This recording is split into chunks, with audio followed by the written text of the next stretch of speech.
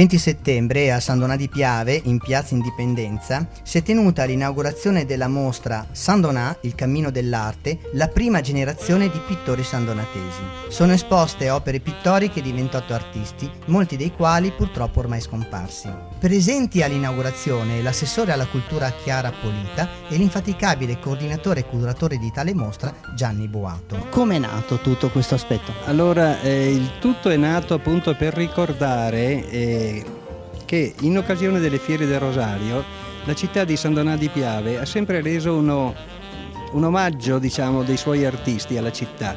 E la tradizione parte dagli anni 60. Ho sentito questa esigenza di riprendere questo percorso, sentiti anche gli artisti, quindi abbiamo realizzato questa mostra.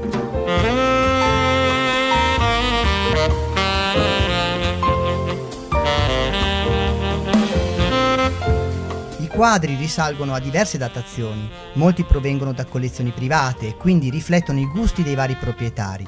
È possibile trovare quindi paesaggi, nature morte, fiori e anche opere astratte. Logicamente qua dentro c'è la storia della pittura di San Donà di Piave, tipo Marusso, che purtroppo oggi festeggiamo i 70 anni della sua scomparsa.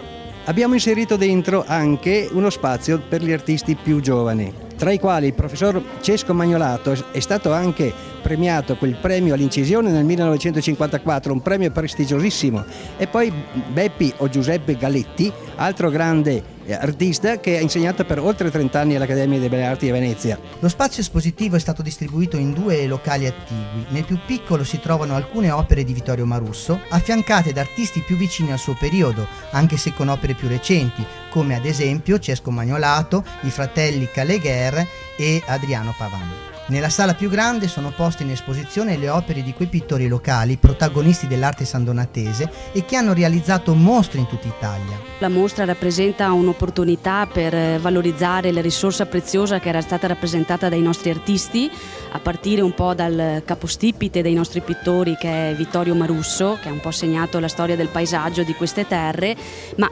soprattutto c'è stata, grazie alla collaborazione col curatore Gianni Boato, la volontà di affrontare proprio un percorso sulla storia della pittura del nostro territorio, proprio per valorizzare le nostre potenzialità artistiche a partire dalla prima generazione dei pittori, quindi di quelli che hanno un po' segnato la storia. Tutti gli artisti sono documentati nel libro Pittura e forme di San Donà di Piave del Novecento.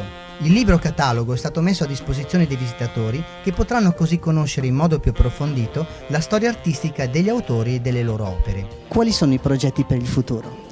I progetti per il futuro sono quelli, logicamente, di lavorare ancora su questa linea di presentazioni di mostre. Purtroppo sappiamo che le risorse sono sempre meno, quindi non abbiamo soldi dalla provincia, dalle regioni, dallo Stato eccetera, e la città ha tanti problemi seri, e quindi distrarre risorse per fare delle mostre deve essere una cosa motivata e fatta in maniera molto seria. Noi siamo a disposizione, aspettiamo che arrivi il momento giusto per poter creare questa sinergia tra città, artisti e amministrazione comunale.